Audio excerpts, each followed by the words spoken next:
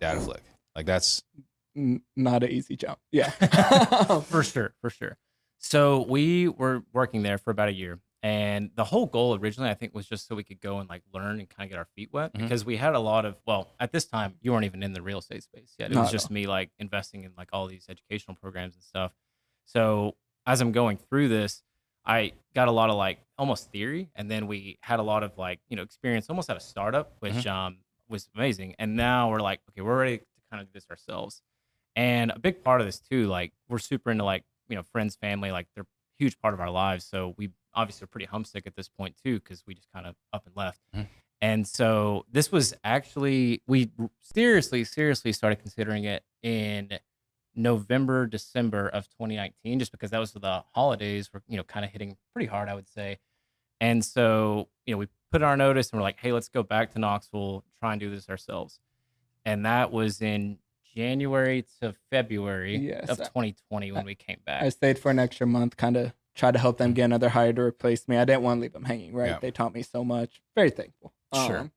And we but- were helping build like a lot of the structure that they, implemented still today and things like that. right. Not to like No, cut you off. Yeah. 100%. So we came back, I believe February 1st of 2020 was Okay. like the first day back.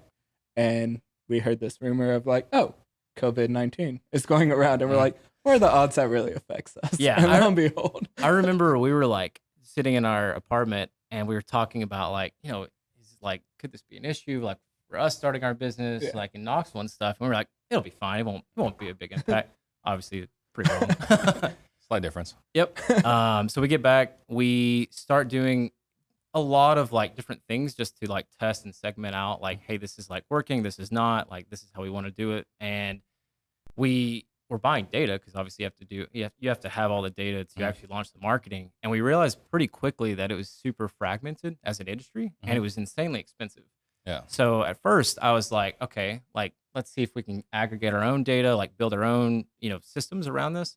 So I started learning like code by hand and realized pretty fast that it was going to be very inefficient for me to like do that, try and run marketing and try and like launch like a real estate company. Mhm. So we made our first hire.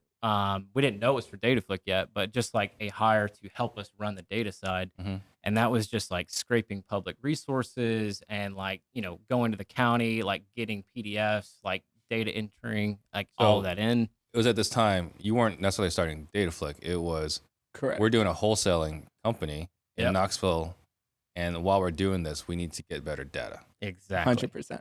Okay. And so now we like, build our own like little system and we're like, hey, this could be pretty good. And so when we're like doing this, we realize that we need money because there's so many like educational things that talk about like, oh, you can get into this with no money, but like they don't talk about marketing dollars and like all the other expenses that kind of add up really fast. So we were trying to find some funding to like get the real estate company started, but really it ended up turning into Dataflick. Yeah, pretty fast. So the hire, his name's Gabe. Still the best hire we've made to this day. Love the guy. But he was so good with compiling that data and even skip tracing on the back end, like really getting that to be a cohesive process. He did phenomenal on. But it was mainly all for that wholesaling company until we figured out, hey, we actually really have something on the data side that we can actually help other people out with and bring growth. I remember Ethan, so a good friend of ours, Ethan, he was one of the first ones that we like helped compile data for Right.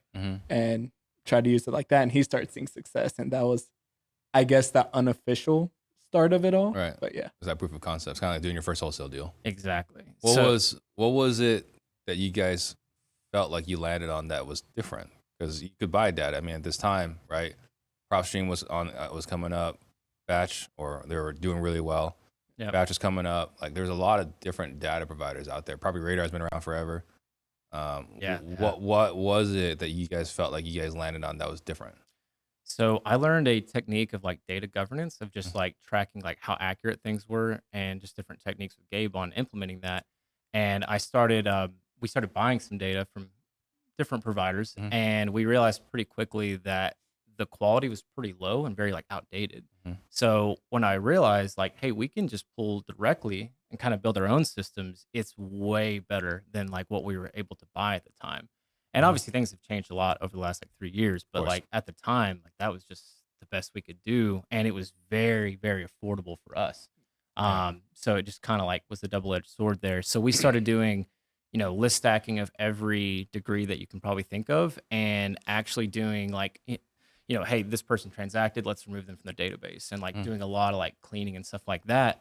And when we were talking to, Ethan, which is the guy who's testing, kind of applying some proof of concept and things like that, we realized pretty fast that on the cleaning process and like actually optimizing the data, like he's like, I have no idea how to do that. We're like, that's interesting, because like that seems pretty easy to us at this Right. point. So that was kind of the first building block.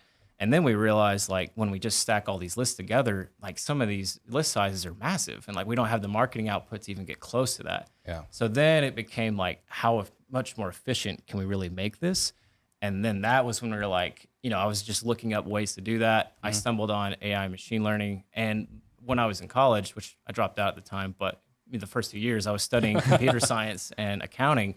So like I understood like conceptually like what AI machine learning could do. So then we really started taking like the, that whole process that I outlined, and then overlaying the AI machine learning aspects at like the most basic level. So it's like, if there are 5 attributes of like list stacking here, that would be moved up the rung as far as like the modeling goes. And then we realized like, oh, we can start like talking about like age and like, just basic like demographic things. Right. And then it just kept growing and growing and growing. And then we realized like this could be a product. So the same people that we were trying to get funding from for the real estate side, we were like, instead of that, can we just get funding for Dataflik? And the big thing that was huge at that point was not necessarily getting the funding to run Dataflik, but it was getting that marketing budget to do extensive testing like on the models we were creating. Right. So we were spending at peak maybe like 40,000-50,000 a month in marketing, and it wasn't necessarily to generate wholesale deals or real estate deals in general, but it was more of optimizing the systems to be like ready for production for other users and things like that.